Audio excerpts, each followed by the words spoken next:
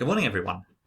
This is going to be a video about the science that we're going to be learning this week, which is about forces, called fabulous forces. I've got me in the corner here because we're going to try and go through it together, and I'll be asking you to pause the video at certain points so that you can then do a bit of thinking, and there'll be times for you to do a task, which is one of the sheets that I provided, and then see if you can kind of do the lesson with me as we go. So this is the first time I'm kind of doing something like this, so we'll see how this goes. Okay, so it's forces we're looking at, and today, if we can move on a bit,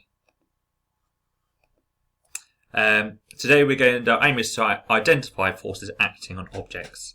So if we're successful at this, we'll be able to identify pushes and pulls, and identify and explain different forces acting on objects. Okay, so let's start with the basics. So what are forces? We often refer to them as pushes and pulls. Looking at the pictures below, look at the pictures below and think about whether each picture shows an example of pushing or pulling force. So just pause the video here and see if you can think, is each one a push or a pull? Okay, did you pause it and have a go? So if you did, hopefully, we should see here the girl is trying to hit a cricket ball, so that would be a push. She's pushing the ball away from her. Here, you can't think it's a bit of a clue here because you've got the push chair, so it's being pushed. The mother's pushing the child in the pushchair. Here, you've got the pull of pulling the string back. But if you also said a push of the string would, so the bow would push the arrow away, that's true as well. And here you've got rowing, so depending which way you're going, so you could have pushing and pulling for that one. So some of them show both. In fact, a lot of them might show a bit of both as well.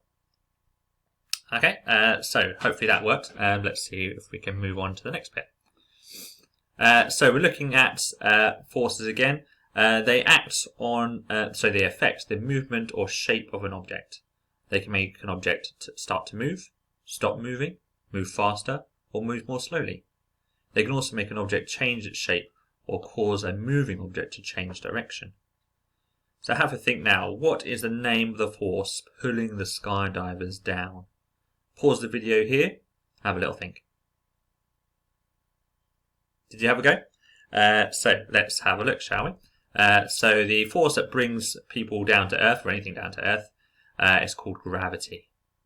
Gravity is a pulling force exerted by the Earth, so it pulls everyone towards the centre. The gravitational force from the Earth pulls in the direction towards the centre of the Earth. Gravity is pulling the skydivers down towards the Earth.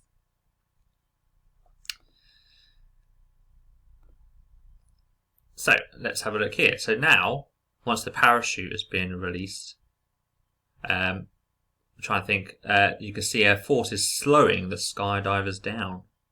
This force is pushing in the opposite direction of gravity, so you can see the arrow here is pointing upwards. The force is pointing upwards. Think about what is happening in this picture. Pause the video, have a little think, what is happening in this picture? Okay, did you pause? And have a think? Let's have a look, shall we? So here we've got air resistance is the name of the force that is pushing up against the parachute. Gravity is pulling the skydivers towards the ground. However, they are slowed down because a force, which is air resistance, pushes against the inside of the parachute and they descend more slowly. That's how it's safe, or safe-ish. Gravity and air resistance are opposing forces in this situation. So an opposing force is when they act in opposite directions. So you might have, so you've got gravity going down, air resistance going up. In other things, you might have things that go like this way. Good, okay. So, we've got another example here, another picture example. As well as gravity and air resistance, there are other forces that can act on objects. What forces do you think might be represented by the arrows in this image? So we've got an arrow going forwards, an arrow going that way. Pause the video, have a think, what forces are being represented in this image? Did you have a think? So let's have a look here. So we've got the cyclist's driving force, so So she's pushing down on her pedals, and that's pushing the bike forwards. But you've also got friction of the road and the tyres. That would slow it down. If she stopped, if it was a flat road and she stopped pedaling, then friction would eventually slow her down. And there's more friction if you're kind of going up as well, and less if you're going down. Okay, here's another one. What forces do you think might be represented by the arrows in this image? Pause the video, have a little think. Okay, what did you think? Let's have a look, shall we? So you've got the man's pushing force, so he's kind of wading through a river, walking through a river. But it's harder to walk through water. Hopefully you've tried this before. And because there is water resistance. So that is the resistance pushing against you. But with enough push, you can go forwards. Okay, and then finally we've got another picture. What forces do you think might be represented by the arrows in this image? We've got a boat on the sea. So pause the video, have a think. Okay, what did you think? So hopefully you might have thought about one we've already looked at before, which is gravity. Gravity is pushing everything down, but the buoyancy of the boat is what keeps it up. Buoyancy can be called upthrust. So in this example, the boat doesn't sink because there is a buoyant force created by the volume of water. In this, it is the balance of the gravity and the buoyancy that keeps the boat floating. So in there, you've got like the boat has lots of air trapped in it, in the kind of hole, and that stops it from sinking. That's what buoyancy is. Okay, so we're looking at, so the first sheet you're going to do is talking about forces. Let me see if I can find that sheet for you. There you go. And what I'd like you to do is, in this story, I would like you to highlight or underline when a force is being used in the column on the left, so this side. Then see if you can write a short explanation of that force on the right-hand column. One has been done for as an example. So it's a story about a magician. The magician reached inside her magic box and lifted up a gigantic magic wand high into the air. So that's I've highlighted this bit here, or underlined this bit here, as the force that's being used. So she's lifting something up, and that's what it says here. The magician's force is lifting it up, lifting the wand up, and gravity is pulling it down to earth.